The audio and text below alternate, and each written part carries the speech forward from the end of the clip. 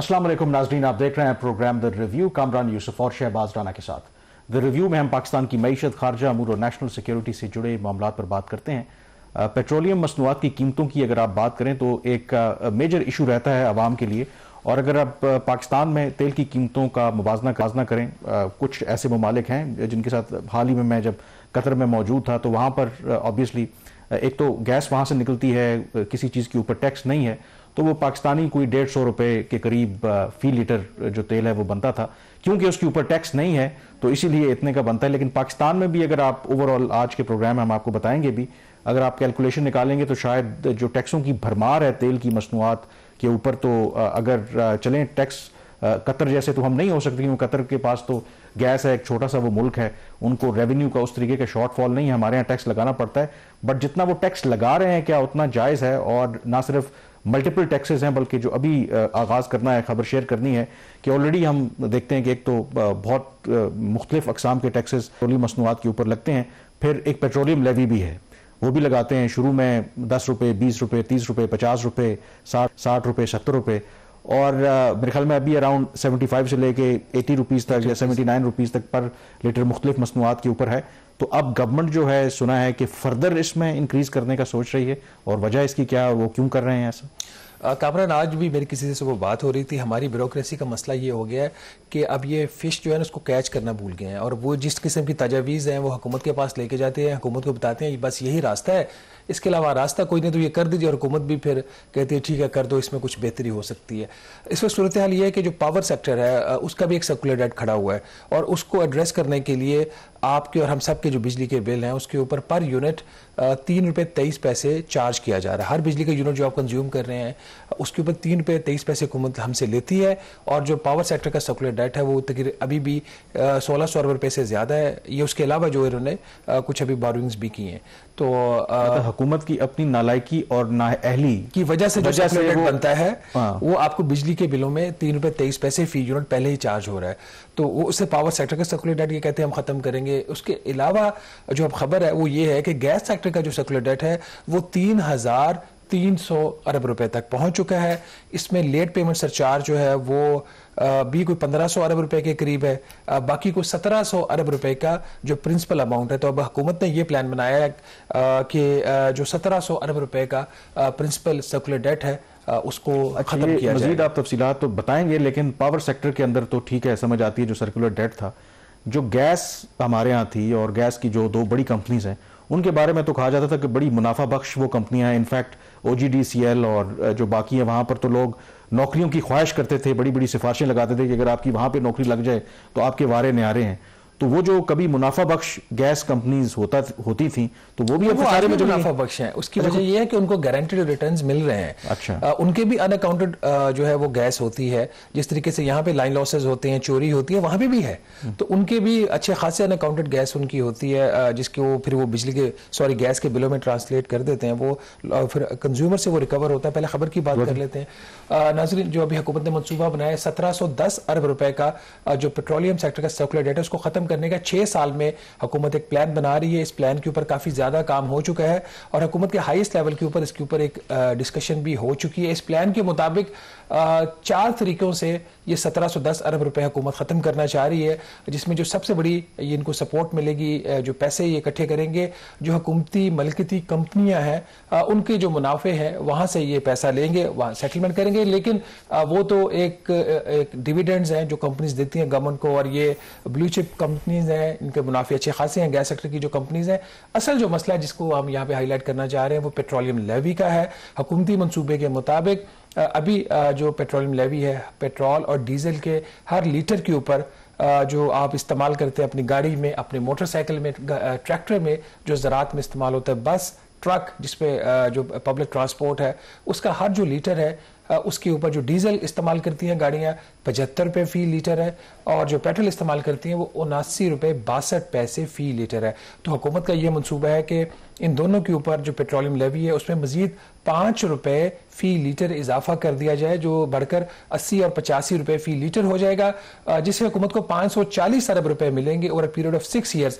और ये जो 540 अरब रुपए ये इस्तेमाल होंगे गैस सेक्टर का जो सर्कुलर डेट है इसको खत्म करने के लिए। जो हुकूमती मुनाफा है कंपनियों का वो कुछ 680 अरब रुपया है, उससे मदद हुकूमत लेगी, इस्तेमाल करेगी। फिर जो कतर के साथ अभी जो पेट्रोलियम मिनिस्टर कुछ हफ्ते पहले गए थे कतर, उन्होंने जो वहाँ पे चूंकि जो कतर से महंगी गैस आ रही है वो पाकिस्तान में इस्तेमाल इसलिए नहीं हो रही कि इकॉनमी चल नहीं रही, पावर सेक्टर है जो है वो जो जितनी उसने गैस लेनी है जो कमिट की हुई थी कि वो लेंगे वो ले नहीं रहा, तो आपके पास सरप्लस कार्गोज आ रहे हैं, उनकी जो डाइवर्जन होगी उससे कोई इनको 415 अरब रुपए मिलेगा। तो ये हुकूमत का मंसूबा है और पीरियड ऑफ 6 ईयर्स ये 1710 अरब रुपए का सर्कुलर डेट रिटायर करेंगे, लेकिन उसकी कीमत हर घराना देगा ₹5 फी लीटर इजाफी जो कामरान पेट्रोलियम लेवी है उसकी सूरत में। और मेरे ख्याल में इसकी भी जमानत नहीं है कि वो वाकई सर्कुलर डेट जो है वो ख़त्म हो जाएगा, क्योंकि जो पावर सेक्टर के अंदर आपका सर्कुलर डेट है तो उसके लिए भी तो एक सिंपल जो फार्मूला था कि जी बिजली की कीमतें बढ़ाते जाओ, और over the period of many years कितनी कीमतें बढ़ाई हैं।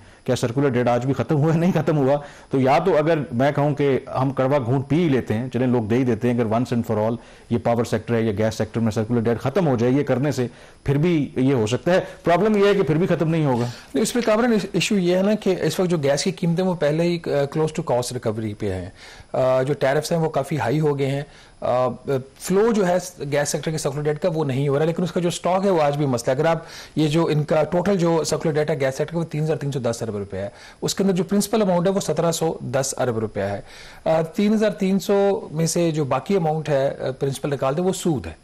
सूद इस तरीके से कि जो आपने अपने वक्त पे गैस का बिल नहीं दिया, हमसे तो वो ले लेते हैं लेट पेमेंट सरचार्ज, वरना हमारा कनेक्शन काट देते हैं, लेकिन जहां ये खुद नहीं दे सकते तो वहां वो पाइल अप होता रहता है। तो इनका हुकूमत का प्लान ये है कि ये जो 1710 अरब रुपया ये रिटायर करेंगे, ये उन्हीं कंपनीज को रिटायर करेंगे जो कि जिसमें हुकूमत की अपनी कंपनियां भी शामिल हैं मेनली, जो जुर्माना है सरचार्ज है वो माफ कर देंगी। मतलब अगर किसी की बुक्स के अंदर आज भी शो हो रहा है कि उसने हुकूमत से सरचार्ज लेना लेट पेमेंट के ऊपर, वो पहले सरचार्ज माफ करेंगे उनके बोर्ड्स और उसके बाद फिर ये उनको पेमेंट करेंगे। और ये जो इसका प्रिंसिपल भी अमाउंट अगर आप उसको देखते हैं 1710 अरब की, इसके अंदर 1100 अरब रुपया वो है जो गैस की कीमतें इन्होंने माजी में कम बढ़ाई थी। उसके अलावा जो महंगी गैस LNG आई पाकिस्तान बाहर से, और वो फिर चूंकि उसका इस्तेमाल पावर सेक्टर में हो नहीं रहा था, और पावर सेक्टर की जो इनएफिशिएंसी थी उन्होंने पेट्रोलियम सेक्टर के ऊपर डाल दी।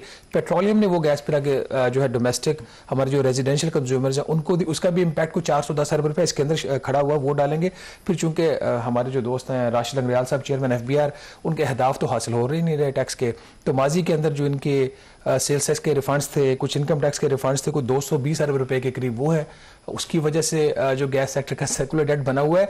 तो ये वो फैक्टर्स हैं जिसको एड्रेस करने के लिए हुकूमत अब इस मंसूबे के सामने लेके आई है। इसमें यह बात वाज़ेह करना ज़रूरी है कि इस मंसूबे की जो हतमी मंजूरी है ना अभी वफाकी काबीना ने दी है, और वफाकी काबीना के अलावा जो सबसे हम जो मंजूरी होती है वो IMF की होती है, तो अभी ये प्लान IMF के साथ भी शेयर नहीं हुआ। और दूसरा मेरे ख्याल में जो पेट्रोलियम लेवी की आप जिक्र कर रहे थे, बेसिकली ये है टैक्स।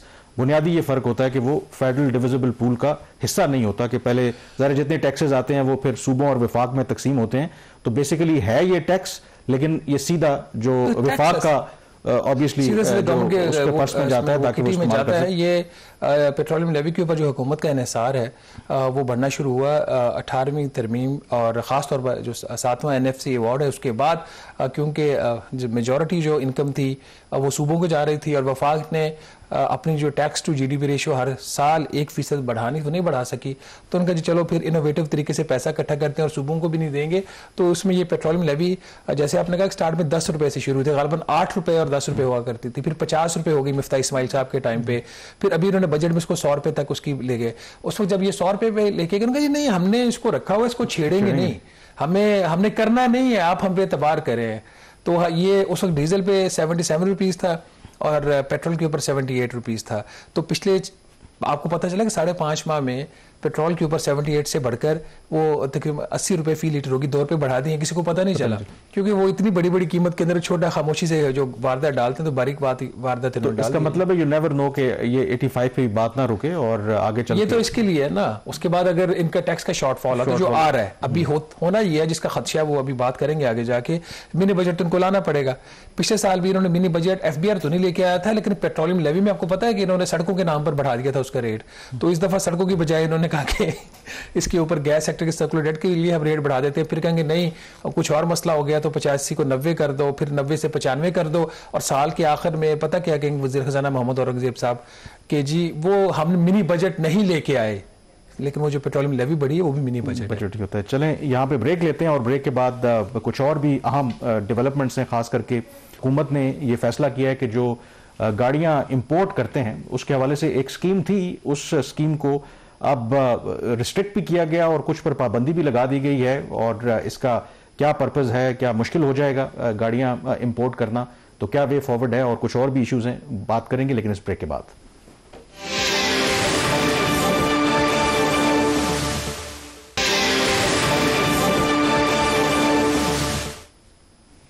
जी, ब्रेक के बाद एक दफ़ा फिर आपको खुशामदीद कहते हैं। जो गाड़ियां हैं, अभी आपको पता है कि हमारे यहाँ एक एग्जिस्टिंग स्कीम है जिसके तहत आप इंपोर्ट कर सकते हैं। बुनियादी तौर पर 3 तरीके से गाड़ी आप पाकिस्तान में इंपोर्ट कर सकते हैं। वो ट्रांसफ़र ऑफ रेजिडेंस होती है, बैगेज स्कीम होती है, फिर जो लोग ओवरसीज रहते हैं बाहर, तो बेसिकली वही गाड़ियां इंपोर्ट कर सकते हैं। लेकिन पाकिस्तान में इस स्कीम को बड़ा आप कह सकते हैं कि अब्यूज़ किया गया, और इस स्कीम के तहत, और गवर्नमेंट भी अच्छे तरीके से जानती है, एक मैस जो इंपोर्ट है वो की जाती है। अब उसके अंदर गवर्नमेंट जो है वो तब्दीली लाने का सोच रही है, बल्कि जो ईसीसी ने इसकी मंजूरी दी है। तो ये जो मंजूरी दी है, एक तरफ हम ऑलरेडी डिस्कस कर चुके हैं कि IMF तो आपसे कहते हैं कि आप अपनी जो इकोनॉमी को लिबरलाइज करें, जो आपने अनड्यू इंपोर्ट रिस्ट्रिक्शंस लगा रखी हैं उनको ख़त्म करें, जो रिस्ट्रिक्शन लगा रखी है कि इतनी मैयाद की गाड़ी आप इंपोर्ट नहीं कर सकते उसको भी ख़त्म करें, एक्स्ट्रा जो ड्यूटीज़ हैं उनको भी निकालें। ये जो फैसला है ये उसके कॉन्ट्ररी नहीं है जो अभी लिया, और इस फैसले की आप सबसे पहले तो बेसिकली फैसला किया क्या है ईसीसी ने? बेसिकली जैसे कि आपने बता दिया कि 3 जो स्कीम्स हैं, एक ट्रांसफर ऑफ रेजिडेंस की है, एक बैगेज स्कीम है, और बैगेज स्कीम होती है जब ओवरसीज पाकिस्तानी वो पाकिस्तान वापस आते हैं तो अपने साथ गाड़ी ले आते हैं, फिर एक गिफ्ट होता है। ये 3 बुनियादी स्कीमें थी गाड़ियां दरामद करने की बाहर से। और इसकी ज़रूरत क्यों थी? ज़रूरत इसलिए थी कि पाकिस्तान में बाहर से गाड़ियों की पुर्जे दरामद करके उनको जोड़कर बेचने वाली कंपनियां इतनी ताकतवर हैं, उन्होंने कीमतें बढ़ाई हुई हैं, एक्सचेंज रेट का भी उनके ऊपर एक इम्पैक्ट आता है, हुकूमत के कुछ 60% तक तो गाड़ियों के अंदर टैक्सेस हैं, तो उसकी वजह से लोगों के लिए अफोर्डेबिलिटी का इशू आ गया था, और फिर क्वालिटी का भी एक बहुत बड़ा सीरियस इशू हुआ करता था। तो उससे बचने के लिए ये 3 स्कीमें थी, इसका मिसयूज मैसिव होता रहा। इवन कि हमारे पासपोर्ट्स भी मिसयूज होते रहे इन गाड़ियों की इंपोर्ट के लिए। बहुत सारे लोग जो बाहर जाते हैं उनको नहीं पता कि जब वो अपनी फोटो कॉपी दिया करते थे एयरपोर्ट के ऊपर, तो वो किस मकसद के लिए वो आपसे जो है वो ली जाती थी। तो इसके अंदर अभी इन्होंने फैसला ये किया है इक्तिसादी राब्ता कमेटी ने, इसमें जो बैगेज की स्कीम है वो ख़त्म कर दी गई है, उसकी इक्तिसादी राब्ता कमेटी ने मंजूरी दे दी। और जो बाकी 2 स्कीम्स हैं, ट्रांसफ़र ऑफ रेजिडेंस की और गिफ्ट वाली, उसकी जो शराइत थी उसको बहुत सख्त कर दिया गया। ये क्यों किया गया? ये इसलिए किया गया, जैसा आपने कहा कि IMF के प्रोग्राम के तहत इनको गाड़ियों की जो एज लिमिट है उसको ग्रेजुअली ख़त्म करना है। अभी इन्होंने इसको 3 साल से बढ़ाकर 5 साल कर दिया। फिर ये अभी जून में जो नेक्स्ट ईयर इनको ये 5 साल की कंडीशन में ख़त्म कर देगा। अब जितनी भी पुरानी गाड़ी है, सब्जेक्ट टू कि वो सेफ्टी स्टैंडर्ड्स और एनवायरमेंटल स्टैंडर्ड्स, बहुत पुरानी गाड़ी होगी तो वो एनवायरमेंटल स्टैंडर्ड्स पे पूरा नहीं उतरेगी, तो वो आप दरामद कर सकेंगे। अब चूंकि ये कंपनियां इतनी ताकतवर है, इनको रास्ता तो देना था, तो रास्ता हुकूमत ने ये चुना है, एक तो स्कीम बंद कर दी इन्होंने, और बाकी जो 2 स्कीमें थी उसमें जो कंडीशंस थी उनको टाइट कर दिया गया। उसमें एक कंडीशन ये थी कि पहले हर 2 साल के बाद एक पासपोर्ट के ऊपर आप गाड़ी मंगवा सकते थे, अब वो जो इंटरवीनिंग पीरियड है उसको 2 साल से 3 साल कर दिया गया। फिर दूसरी उन्होंने शर्त उसके ऊपर अब ये टाइट कर दी है कि जो आपका मुल्क से बाहर स्टे होगा उसके लिए पहले 2 साल का होता था, अब उसको 3 साल कर दिया गया। और उसमें जो क्यूमुलेटिव पीरियड होना चाहिए बाहर स्टे का, समटाइम्स आपको अपने वतन वापस भी आना पड़ता है, तो पहले 700 दिन था, उसको बढ़ाकर 850 दिन क्यूमुलेटिव स्टे 3 साल के अंदर होना चाहिए मुल्क से बाहर। फिर अगर आपने ट्रांसफर ऑफ रेजिडेंस है तो जिस मुल्क में आप रह रहे हो उसी मुल्क से बाहर जो मुल्क आप रह रहे हो उसी मुल्क से आप गाड़ी भेज सकते हो। इस तरह कंडीशंस को टाइट किया है ताकि जो स्कीम का मिसयूज है वो रोका जाए। देखिए, मिसयूज रोकने में कोई भी हमने इसको नहीं कहेंगे कि जब क्यों रोक रहे, ये काम है, लेकिन एक जो लेवल प्लेइंग फील्ड का यहाँ पे कॉन्सेप्ट है, यहाँ पे जो मकसद है वो मिसयूज रोकना नहीं है। यहाँ पे जो मकसद ये लग रहा है कि अगर कोई इनको नुकसान पहुंचता है लोकल कंपनीज को, जिनकी कहा जाता है कि ये जॉब अपॉर्चुनिटीज भी इतनी ये क्रिएट नहीं करती, क्योंकि बाहर से पुर्जे मंगवाती हैं और मंगवा के जोड़ के भेज देती हैं। तो इसके ऊपर सवाल भी हुए थे स्टैंडिंग कमेटी ऑन फाइनेंस की मीटिंग्स में पार्लियामेंट के अंदर कि आपकी एक्चुअल एम्प्लॉयमेंट कितनी है, तो एक्चुअल उनकी अपनी तो कम थी, बाकी जो एम्प्लॉयमेंट थी जो यहाँ पे लोकल पुर्जाजात जो बनाती है उनकी तरफ से थी। तो लेकिन इसमें जो एक जो प्रॉब्लम है ना, देखें ये हमारे यहाँ मुनाफकत बड़ी है, गवर्नमेंट को भी बड़े अच्छे तरीके से पता था कि वैसे तो हमारे यहाँ अभी तक कोई पॉलिसी नहीं है कि अगर मैं गाड़ी इंपोर्ट करना चाहूं तो मैं नहीं कर सकता। तो ये जो स्कीम निकाली गई थी इसका बुनियादी मकसद ये था कि अदरवाइज ये जो बड़ी बड़ी प्राडोज और V8 और ये तो लोकल तो नहीं मैन्युफैक्चर होती ना, ये हमारे सारे पॉलिटिशियंस या एलीट क्लास जो चलाती है, ये गाड़ियां इंपोर्ट होती हैं और नॉन कस्टम पेड गाड़ियां भी होती हैं, उसी नॉन कस्टम पेड का तो एक separate issue all together. But ये जो स्कीम है जो रखी गई थी, ये इसीलिए लूप होल छोड़ा गया था। फिर माशाल्लाह से आपका जो FBR है, जो इतनी ड्यूटी इकट्ठी होती है, क्योंकि अदरवाइज तो आप मुझे बताएं कि अगर आप ये जेन्युइनली स्कीम पे इंप्लीमेंट हो, आपका कुछ जानने वाला है या आप बाहर रहते हैं, आप एक ही गाड़ी मंगवाएंगे ना, आपको एक अलाउ है ना। अदरवाइज मेरा अपना भी एक्सपीरियंस है, हमने भी गाड़ियां वो मंगवाई हैं, तो वो क्या करते हैं कि पासपोर्ट आप खरीदते हैं कि जिसके नाम पे गाड़ी आ रही है उसको वो कुछ पैसे देते हैं, पासपोर्ट खरीदते हैं, उसका नाम इस्तेमाल होता है और फिर कमर्शियल बेसिस के ऊपर ये गाड़ियां इंपोर्ट हो रही हैं। सवाल मेरा ये है कि जब ऑलरेडी इतनी गाड़ियां आ रही हैं, अगर आप डाटा निकाल कर देखें सैकड़ों की तादाद में महाना जो है गाड़ियां आ रही हैं, तो उसको एक सिस्टम क्लियर बना दें, बल्कि एक पॉलिसी पे काम तो हो रहा था कि अलाउ किया जाए कि वो एक IMF के तहत ही कि कमर्शियल इंपोर्ट की इजाजत दी जाए और जो इंपोर्टर्स हैं उसी की तरफ जा रहे हैं। लेकिन ये पॉलिसी बन जाएगी, इंप्लीमेंट भी हो जाएगी, उसका इस्तेमाल ये बिल्कुल जो है मुश्किल बना देंगे ना, जो एक ब्यूरोक्रेसी का मिजाज है। और वो लोग जो कमर्शियली आप जो इंपोर्ट करना चाहते हैं, मसलन मैं इंडिविजुअली अगर मैं बाहर भी नहीं रहता, कोई मुझे मेरा रिश्तेदार भी बाहर नहीं रहता, वो मुझे नहीं कर सकता, तो क्या कोई ऐसी पॉलिसी आ रही है? मैं अगर इंपोर्ट करना चाहूं तो कर सकता हूं। पॉलिसी तो बना रहे हैं ना गाड़ियों के हवाले से, जून के अंदर भी इन्होंने कुछ चेंजेस करनी है, ओपन इन्होंने इंपोर्ट कर देनी है, subject to implementation of these conditions. अभी उस पर क्लैरिटी नहीं है फ्रैंकली। देखिए, एक तो इन्होंने जब ये एज लिमिट बढ़ाई थी तो 40% इजाफी ड्यूटी भी लगा दी थी, जो एग्जिस्टिंग ड्यूटीज उसके ऊपर अब 40% ड्यूटी लगा दी ताकि कोई मंगवाना चाहे भी तो ना मंगवा सके। फिर भी अगर गाड़ियां आना आ रही थी और ज्यादा इसको टाइट कर दिया। IMF को तो यही कहा हुआ ना कि मिसयूज जो है वो उसको रोकना है। तो IMF वाले बेचारे वो पाकिस्तान की अभी माइंडसेट को समझ नहीं सकते कि ये लोग चक्कर जब देने पे आए तो कैसे देते हैं। पर अगले टॉपिक पे बढ़ते हैं, वो भी बड़ा इंटरेस्टिंग है, मोबाइल फोन्स। अब मोबाइल टैक्सों की बात आ गई, हाँ ठीक है, टैक्सों की बात आ गई, तो मोबाइल फोन्स जो है वो भी बड़ी लग्जरी इस मुल्क में समझी जाती है। वैसे मुझे समझ नहीं आ रही कि मुल्क चला कौन रहा है। एक तरफ वज़ीर-ए-आज़म शहबाज शरीफ साहब हैं, जिनका उनका एक एजेंडा है और उसको वो बड़ा एक्टिवली उस अपने एजेंडे को परसू कर रहे हैं। वो कैशलेस इकोनॉमी की बात करते हैं, वो डिजिटाइजेशन की बात करते हैं, और डिजिटाइजेशन इस डिवाइस के बगैर नहीं हो सकती। आपको ये जो है दिस इज न्यू वर्ल्ड। और लेकिन FBR के बकौल ये तो आपकी बहुत बड़ी जो है वो अयाशी है, ये लग्जरी है, लग्जरी नहीं अयाशी है। लग्जरी तो फिर भी थोड़ा सा सोफिस्टिकेटेड बड़ा वर्ड है। तो इस अयाशी को रोकने के लिए इस फोन के ऊपर उन्होंने कोई 2 लाख के करीब टैक्स लगाया हुआ है। अच्छा, पुराने मॉडल्स भी अगर हैं, जैसे मेरे पास पुराना मॉडल है इस वक्त, तो उसके ऊपर भी टैक्स उसी तरीके से ये ले रहे हैं। ये नहीं कि पुराना मॉडल है 3-4 साल पुराना है तो उसके लिहाज से उसकी एडजस्टमेंट कर लें। जो बुनियादी प्रिंसिपल कॉमन टैक्स का होता है, कोई भी चीज़ आप इंपोर्ट कर रहे हो उसका एक स्टैंडर्ड रेट होता है। आप उसके अंदर ब्रैकेट्स जो है मुख्तलिफ कैटेगरीज इस तरीके से क्रिएट नहीं कर सकते। इसी हफ्ते स्टैंडिंग कमेटी ऑन फाइनेंस की मीटिंग थी नेशनल असेंबली की, उसमें जो MNA हैं पीपल्स पार्टी के अली कासिम गिलानी साहब, वो एजेंडा लेके आए कि मोबाइल फोन जो हैं, जो एक एसेंशियल एक आपकी लाइफ का एक हिस्सा बन गया, आप उसको लग्जरी ट्रीट करके ऊपर आप क्यों इतने टैक्सेस लगाए हुए। तो अगर सिर्फ इसके ऊपर हम टैक्सेस की नाज़िम बात करें, हम हाईएस्ट ब्रैकेट से शुरू करते हैं। और अगर मिनिमम जो एक बेस लेवल रखा हुआ है, मिनिमम आपको पता है कि मोबाइल से भी महंगे होते हैं, तो फिर प्राइस पे भी इम्पैक्ट आता है। अगर $700 का एक मोबाइल फ़ोन है, और अब $700 का फ़ोन आपको क्यों चाहिए? इसलिए नहीं कि ये आपके पास कोई ब्रांड है और आपकी ये लग्जरी है, आप इसको शो ऑफ करना चाह रहे हैं। आपको इसलिए भी चाहिए होता है कि उसके अंदर जो फीचर्स हैं, चाहे वो वीडियो बनाने के हैं, कोई किसी ने टिकटॉक बनानी है, किसी ने यूट्यूब के ऊपर अपनी वीलॉग करना है, तो उसके लिए वो एक इंस्ट्रूमेंट है। वो मोबाइल एक लग्जरी अयाशी नहीं, एक इंस्ट्रूमेंट है। उस इंस्ट्रूमेंट के साथ हमारा FBR क्या कर रहा है, अगर मिनिमम $700 प्राइस है तो उसके ऊपर 16,000 रुपया एक मोबाइल लेवी लगा दी गई। भाई क्यों लगाई 16,000 रुपया मोबाइल लेवी? आप इसको डिस्करेज करना चाह रहे हैं, या अयाशी है, इसलिए आपने 16,000 रुपया मोबाइल लेवी लगा दी। मोबाइल लेवी पे बात नहीं खत्म होती, 22,000 रुपए की रेगुलेटरी ड्यूटी उसके ऊपर लगा दी। क्यों? क्योंकि रेगुलेटरी ड्यूटी उस चीज के ऊपर लगाई जाए जिसका आप इस्तेमाल को डिस्करेज करना चाहते हैं। तीसरी चीज उसके बाद ये कि 11,500 रुपया विद होल्डिंग टैक्स उसके ऊपर लगा दिया। और फिर ये सारी चीजें ऐड करके उसकी प्राइस के अंदर, अब 700 तो एक मिनिमम प्राइस है ना, उससे आपकी प्राइस 2,000 हो या 1,500 या $1,100 हो, वट, उसके over and above 25% sales tax लगा दिया। तो जब ये आप सारा जमा कर लेते हैं, एक स्टैंडर्ड जो एक एप्पल का आईफोन आता है तो 1,93,000 रुपया टैक्स बनता है।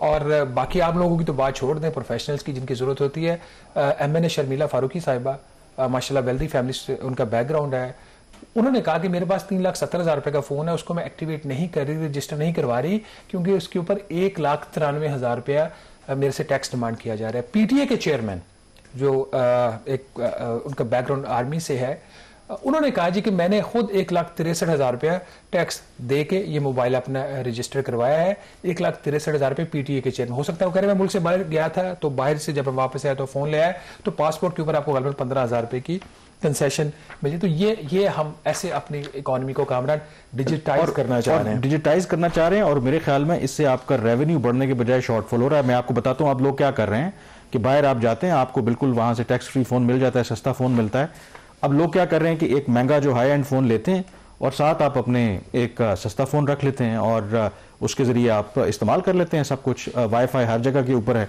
तो उससे नुकसान क्या हो रहा है कि जो एक्चुअल रेवेन्यू पाकिस्तानी खजाने में जाना चाहिए वो नहीं जाता।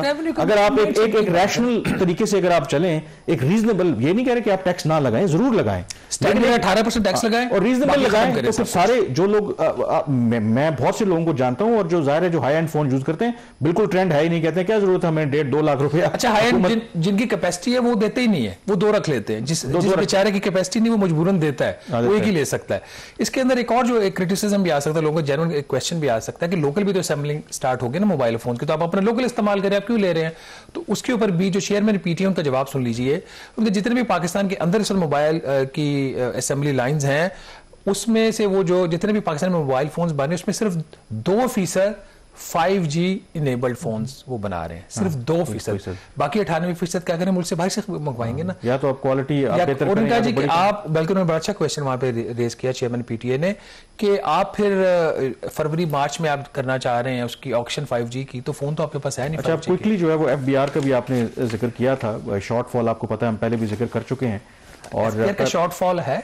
प्राइम मिनिस्टर को कुछ ब्रीफिंग भी दी है चेयरमैन शायद FBR वो तो मैं तो स्टोरी क्या कोई चांसेस है कि कोई रिकवरी हो जाए, कोई उसमें 1,000 गाड़ियां, तनख्वाहों में 4 गुना इजाफा, और FBR के कुछ लोगों को स्पेशल पर्क्स का नोटिस आपको। अच्छा हाँ, मुझे भी एडवांस टैक्स का नोटिस आया हुआ है। वैसे ये एक बड़ा इंटरेस्टिंग वाकया आपने मुझे याद दिला दिया। तनख्वाहदार तबके को भी अब नोटिस जा रहे हैं एडवांस इनकम टैक्स पे करने के। ये वैसे वज़ीर आज़म साहब को इस चीज़ का नोटिस, मेरे तो छोड़ दे, मैं तो चलो उनकी मेहनत तरला कर लूंगा यार, ये मैं तनख्वाहदार बंदा हूँ, मेरा और कोई वसीला तो बता दो जहाँ से मैंने आपको एडवांस इनकम टैक्स देना, मेरी तो जाती बात हो जाएगी, वो छोड़े आप। मुझे आया हुआ है, मैंने उनको कहा इसको देख लो, आप लोग गलत बंदे को नोटिस आती है। इनकम इतनी, उन्होंने कहा कि हो सकता है कि जितना टैक्स आपका बनता है तो शॉर्टफॉल ऑलमोस्ट 90% कवर हो जाएगा, से पूरा हो जाएगा ना। तो किसी ने बताया होगा, बताया कि मेरे रिटर्न इनके पास है। एनीवे मैंने कहा देख लो उठा के, अगर मेरे पास कोई और सोर्स है जिसमें एडवांस इनकम टैक्स, अगर मैं पाकिस्तान का सनतकार हूं तो मेरे से ले लो एडवांस इनकम टैक्स। अच्छा, कमिंग टू द पॉइंट, इस हफ्ते एक ब्रीफिंग हुई प्राइम मिनिस्टर को FBR के मामलात के ऊपर। तो चेयरमैन FBR साहब जो बड़े इस चीज़ लिए मशहूर हैं कि वो बगैर लगी लिपटी रखे वो बात कर देते हैं। उन्होंने वज़ीर आज़म साहब को बताया कि वज़ीर आज़म साहब बात बड़ी सिंपल सी है, हमारा जो डाउनवर्ड रिवाइज टारगेट है ना, उसमें भी दिसंबर के आखिर तक को 562 अरब रुपए का शॉर्टफॉल आ रहा है। अगर अटॉर्नी जनरल फॉर पाकिस्तान ने हमारी मदद ना की और हमें कोर्ट से 200 अरब रुपए की रिकवरी ना करवा के दी। फिर कुछ और भी उन्होंने वहां पे कहा कि किन किन लोगों को क्या क्या काम करना है, और जिन जिन लोगों ने जो काम करना है वो FBR से मुतालिक नहीं है। मतलब टैक्स FBR का है, कुछ पावर डिवीजन के ज़मीनों का काम करना चाहिए, कुछ पेट्रोलियम वालों को करना चाहिए, कुछ एक्सचेंज रेट के ऊपर होना चाहिए, कुछ और होना चाहिए, तो ताकि उनका जो निज़ाम है वो चलता रहे। तो वहाँ पे फिर एक पार्टिसिपेंट ने वहाँ पे कहा जी कि आप जरा स्लाइड पे रुक जाइए, जो हमारी इतला जिसको हमने रिपोर्ट भी किया। उन्होंने कहा जी कि सब कुछ दूसरों ने करना है तो FBR ने क्या करना है। तो मेरा फिर उस वक्त जब ये बात हुई तो मेरे जहन में एक बात है जो मैंने फिर खबर में भी लिखी, FBR ने गाड़ियाँ लेनी है, 4 गुना तनख्वाहें लेनी है इजाफी। 4 गुना तनख्वाह का मतलब पता है ना आपको कि अगले 4 साल की तनख्वाह भी आपको अभी मिल गई और हर साल आपको 4 गुना ज्यादा मिलती रहेगी। मतलब इन्होंने जो नया निज़ाम बनाया कि ABCDE की कैटेगरी जो है उसमें एक तनख्वाह इजाफी, 2 इजाफी तनख्वाहें, 3 इजाफी, और फिर जिसकी इनके ख्याल में सबसे अच्छी कारकर्दगी है उसकी 4 इजाफी तनख्वाहें, बल्कि वो लोग देखने वाले जिनको मिली है 4 इजाफी तनख्वाहें, क्योंकि कारकर्दगी इतनी अच्छी है, खुद बता रहे हैं कि 562 अरब रुपए का शॉर्टफॉल आएगा डाउनवर्ड के अगेंस्ट, एक्चुअल के अगेंस्ट 775 अरब रुपया। और मोर इंपॉर्टेंटली IMF को हम लिख के दे चुके हैं कि शॉर्टफॉल आया तो मिनी बजट आएगा। चलें यहाँ पे ब्रेक लेंगे, ब्रेक के बाद जिक्र करेंगे अफगान से मुतालिक इसी हफ्ते 2-3 बड़ी डेवलपमेंट्स हुई हैं पाकिस्तान के साथ। अगर आप ताल्लुकात की बात करें तो ब्रेक के बाद उसका तज़किरा करेंगे।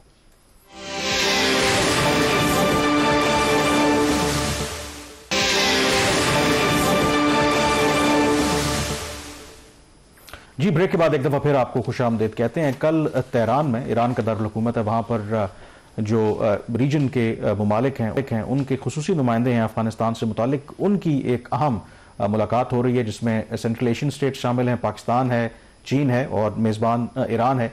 इनकी मीटिंग हो रही है और उसमें अफगानिस्तान से मुतालिक डिस्कशन की जाएगी।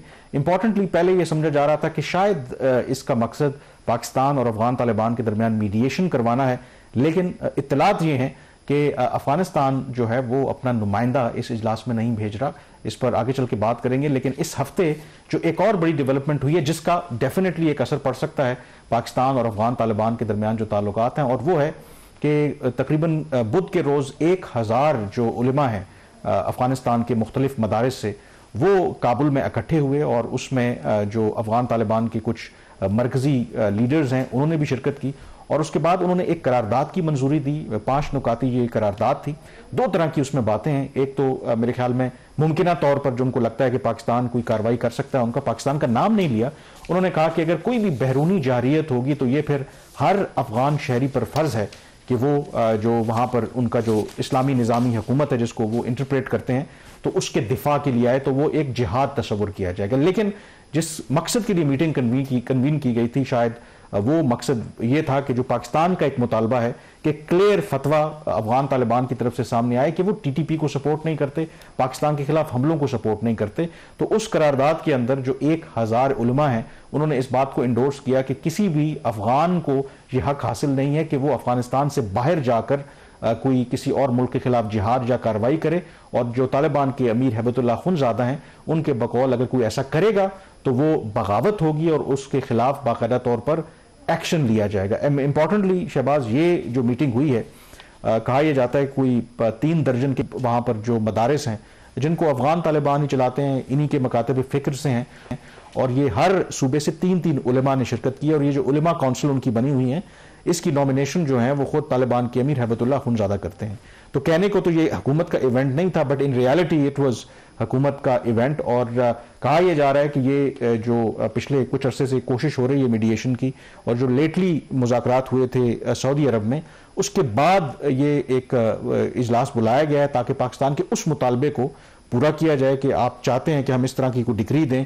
तो ये उनकी तरफ से पैगाम आया है। अब पाकिस्तान ने इसको कॉशियसली वेलकम किया। उन्होंने कहा कि माजी में भी इस तरह के फतवे या इस तरह के ऐलानात तो सामने आए हैं, लेकिन आई थिंक जो असल चीज़ है कि इस पर कितना अमल दरामद होता है, that remains to be seen. और उसके लिए पाकिस्तान, कल दफ्तर खारजा के तर्जुमान ने फिर कहा कि हम इन राइटिंग जो है इसके हवाले से ज़रूर एक एग्रीमेंट चाहते हैं और उसके हवाले से हमारा जो क्या कहते हैं कि मुतालबा है वो अपनी जगह पर आज भी कायम है। कामरान, इससे एक चीज़ तो वाज़ेह है कि थोड़ी सी फ्लेक्सिबिलिटी अफगान तालिबान की तरफ से शो हुई है। पाकिस्तान का दरीना मुतालबा था और दबाव भी काम किया, शायद वो एंटिसिपेट कर रहे हैं कि पाकिस्तान, सऊदी अरेबिया जो है उनका अहम रोल है। इससे पहले कतर ने पूरी कोशिश की, तुर्किया ने की, लेकिन इसके अंदर जो एक वर्डिंग है जो कि एटलीस्ट पाकिस्तान के जो कंसर्न है वो कुछ हद तक वो एड्रेस कर रही है कि whoever would conduct military operation beyond Afghanistan's borders would be considered a rebel against the state, against the Afghan state।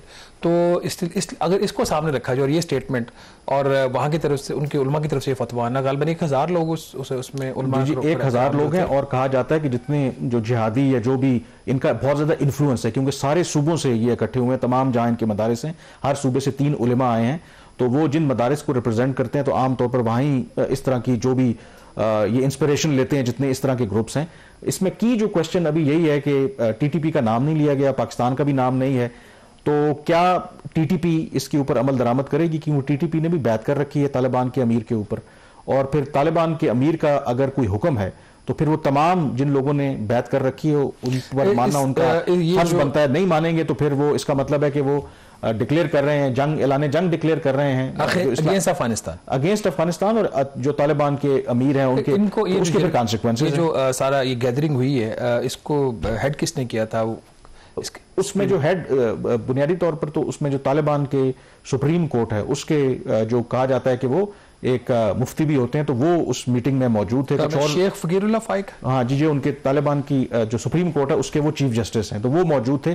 और वहां पे जो तालिबान की सुप्रीम कोर्ट होती है, जो खुद ये जो तालिबान के अमीर अभी हैं हैबतुल्लाह खुनज़ादा, ये मुल्ला उमर के ज़माने में ये भी तालिबान के वो सुप्रीम कोर्ट के उनके चीफ जस्टिस रहे हैं, तो इनकी बड़ी अहमियत समझी जाती है। तो इसका मतलब है कि जो इनके की चीदा जो तालिबान की जो लीडर्स इकट्ठे हुए हैं वहां पर, तो वो मैसेज कन्वे करने की कोशिश कर रहे हैं। और उसके बाद जो तालिबान के फॉरेन मिनिस्टर हैं उनकी तरफ से भी एक बयान सामने आया है और उन्होंने भी इस बात को दोहराया है कि बिल्कुल जो अफगान तालिबान की हुकूमत है वो जो इन उलमा का जो भी करारदाद है इस पर अमल दरामद करेगी और वो नहीं इजाज़त देगी, पहले भी नहीं दी, अब भी नहीं देगी कि वो पाकिस्तान या मतलब अफगानिस्तान से बाहर जाकर इस तरह की कार्रवाई करें। But again I think it remains to be seen कि इसके ऊपर अमल दरामद कैसे होता है। Pakistan will watch out.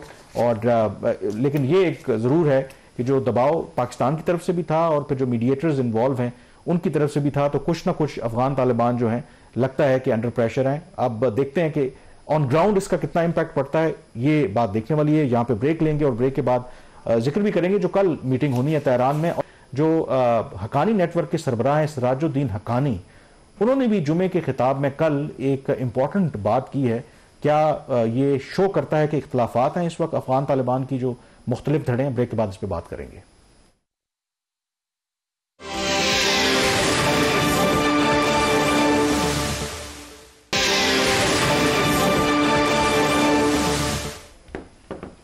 Ji, break के बाद एक दफ़ा फिर आपको खुश आमदीद कहते हैं। अफगानिस्तान से मुतालिक बात कर रहे हैं और कल मीटिंग हो रही है तेहरान में। जो रीजन के अहम ममालिक हैं, स्टेक होल्डर्स हैं, उसमें सेंट्रल एशियन स्टेट्स हैं, पाकिस्तान, रशिया, चाइना, ईरान, इनके जो खुसूसी नुमाइंदे हैं ऑन अफगानिस्तान, ये मिलेंगे और ये डिस्कशन करेंगे अफगानिस्तान की जो मौजूदा सूरत हाल है। और ये जो फोरम बना था जब अगस्त 2021 में अफगान तालिबान दोबारा इक़्तिदार में आए थे कि अफगानिस्तान की मौजूदा सूरत हाल से मुतालिक इंपॉर्टेंटली बताया यह गया कि अफगानिस्तान को भी दावत दी गई थी, लेकिन अभी तक की जो इतलात हैं अफगानिस्तान इसमें शिरकत नहीं कर रहा। और उनका एक जो कंसर्न है, क्योंकि इसका ताल्लुक अफगानिस्तान से है, अफगानिस्तान से मुतालिक डिस्कशन हो रही है, तो प्रायर जो डिस्कशन है अफगान तालिबान की हुकूमत के साथ नहीं की गई थी, क्योंकि ये शहबाज इसे समझते हैं कि ये हमारे अंदरूनी मामलात में मुदाखलत है, उसका एजेंडा हमें पता होना चाहिए था। तो उनकी शिरकत ना करने का अगर वो नहीं करते तो मतलब यही है कि अभी भी वो जो भी अपनी एक हटदर्मी है या उस पोजीशन पे अपना कायम है, या उनको ये खदशा है कि ये तमाम जो ममालिक, क्योंकि रशिया चाइना भी उसमें है, ईरान भी है, सेंट्रल एशियन स्टेट्स हैं, तो रशिया और चाइना की जो मौजूदगी है इन अ वे वो फील करते होंगे कि शायद पाकिस्तान उसको इन्फ्लुएंस भी करेगा तो हमारे ऊपर फर्दर दबाव डालने की कोशिश की जाएगी। तो अभी तक तो उन्होंने ये फैसला किया है कि वो उसके शिरकत नहीं करेंगे। लेकिन पाकिस्तान के लिए देयर इज़ एन अपॉर्चुनिटी। मेरी पाकिस्तानी हुकाम से बात हो रही थी कि इसमें पाकिस्तान पहले भी रीजन के ममालिक के साथ इन कॉन्टैक्ट है और यही कोशिश होगी कि एक कलेक्टिव जो आप कह सकते हैं कि एक मैसेज है वो जाए इस फोरम से अफगानिस्तान से मुतालिक। क्योंकि लेटली इस हफ्ते हमने देखा है कि यूएन सिक्योरिटी काउंसिल का इजलास हुआ, उसमें पाकिस्तान ने बड़ा फोर्सफुली इस इशू को रेज किया अफगानिस्तान के। फिर तुर्कमेनिस्तान में जो एक कॉन्फ्रेंस हो रही थी, प्राइम मिनिस्टर शहबाज शरीफ ने भी इंटरनेशनल कम्युनिटी के ऊपर जोर दिया कि वो अफगानिस्तान से मुतालिक पाकिस्तान की मदद करें। तो it won't be a surprise कि कल की जो मीटिंग है उसको Pakistan once again to use it in its advantage. कब इसकी अगर अफगान तालिबान इसमें शिरकत नहीं भी कर रहे तो इसके एक ज्वाइंट कोई स्टेटमेंट तो आएगी और that can serve the purpose of Pakistan और अदर कंट्री जो इसमें पार्टिसिपेट कर रही हैं। और गालबन मुतालबात वही तीन है 4 साल पुराने कि जी आप खवातीन की जो पार्टिसिपेशन है उसको इंश्योर करें, एक वहाँ पे एक रिप्रेजेंटेटिव गवर्नमेंट हो, और तीसरा इससे रिलेटेड जो था वो कि उसकी जो ज़मीन है अफगानिस्तान की वो उसका इस्तेमाल ना। और जो अभी हम बात कर रहे थे जो फतवा भी आया है, एटलीस्ट एक कंसर्न तो to the extent of Pakistan तो एड्रेस हो सकता है। बाकी एज सच कोई मेरा नहीं ख्याल कोई हॉस्टिलिटीज इस वक्त अफगान तालिबान की अदर देन पाकिस्तान किसी और मुल्क के साथ नहीं है। नहीं, हॉस्टिलिटीज बेशक आपने जिक्र नहीं किया, ताजिकिस्तान का वो जो अभी वाकयात हुए उनके साथ टेंशन बढ़ी है, उस तरीके से बेशक ना हो, लेकिन कंसर्न अपनी जगह पे मौजूद है। ऐसा नहीं है कि जो सिर्फ अप्रोच डिफरेंट है चीन की भी या रशिया की भी, लेकिन उनको खदशा है कि वहां पर ये जो इस तरह के दहशतगर्द ग्रोह ऑपरेट कर रहे हैं, आज नहीं तो कल एक थ्रेट वो बन सकते हैं। ईरान के लिए भी ये मसाइल हैं। पाकिस्तान क्योंकि बेयरिंग द ब्रंट आप कह सकते हैं कि बहुत ज़्यादा उसको नुकसान हो रहा है, but that does not mean कि बाकी कंट्रीज़ को कंसर्न नहीं है वहाँ पे इंस्टेबिलिटी। एंड मोर इम्पॉर्टेंटली, अगर बाकी मुल्कों को इस वक्त कंसर्न नहीं भी है, दे ऑल्सो अंडरस्टैंड कि अगर अफगान तालिबान की हुकूमत के पाकिस्तान के साथ इस तरीके से ताल्लुकात खराब रहेंगे, ना तो चीन, ना रूस, ना ईरान, ना बाकी जो रीजन के ममालिक हैं उस तरीके से जो अफगानिस्तान चाहते हैं कि वहां पर स्टेबिलिटी हो, एक प्रिडिक्टेबिलिटी हो, जिस तरह की इन्वेस्टमेंट, जिस तरह की कारोबारी सरगर्मियां करना चाहते हैं, वो नहीं हो सकती। उनको पता है वेन्यू की क्या अहमियत है, ये तेहरान में क्यों हो रही है, किसी और मुल्क में क्यों नहीं? तेहरान रोटेशन बेस पे होता है, रोटेशन बेस पे होता है, क्योंकि एक फोरम मैंने बताया था ये बना है 2021 के बाद जब अफगान तालिबान दोबारा इक़्तिदार में आए थे, तो उसी कॉन्टेक्स्ट में ये बना था। पहले कोशिश हुई थी, तेहरान ने भी ये कहा था कि शायद इस फोरम के ही तवस्सुत से एक मीडिएशन करवाने की कोशिश की जाए, उसमें उस तरीके से उनको कामयाबी नहीं मिली। और मेरे ख्याल पाकिस्तान भी इतना इंटरेस्टेड है, ऑलरेडी इतने ज़्यादा प्लेयर्स इन्वॉल्व हैं, तो शायद उसमें उतना कोई उनको इतना नज़र नहीं आ रही थी अट्रैक्शन। बट उसके साथ ही आई थिंक ये भी बात हम करते रहते हैं कि अफगान तालिबान जो ग्रुप है उसके अंदर मुख्तलिफ धड़े भी हैं। कुछ कंधारी ग्रुप कहते हैं, फिर काबुल में जो लोग बैठे हैं जिन्होंने दोहा डील निगोशिएट की, उनकी एक और पॉलिसी है। कंधार में जो बैठे हैं उनकी एक और अप्रोच है। फिर इसमें सिराजुद्दीन हकानी भी हैं, हकानी नेटवर्क के सरबराह। और कहा जाता है कि अगर अमरीकी और गैर मुल्की अफवाज एक डील पर मजबूर हुए तो अगर उसमें हकानी नेटवर्क का किरदार ना होता तो शायद उस तरीके से कामयाबी ना मिलती अफगान तालिबान को। और ये भी खबरें आती रहीं कि शायद जो सिराजुद्दीन हकानी हैं वो ये समझते थे कि जब अमरीकी यहाँ से गए हैं तो उनका इख्तियार है कि वो उनको इक़्तिदार मिले, लेकिन वो फिर इसकी तरदीद भी करते हैं। बट कल यानी कि जुमे के रोज़ खोस्ट जो उनका स्ट्रॉन्ग होल्ड है, वहाँ पे एक मस्जिद में सिराजुद्दीन हकानी ने जो खुतबा दिया तो वो बड़ा इवन मीडिया में अफगानिस्तान में भी उसका जिक्र हो रहा है।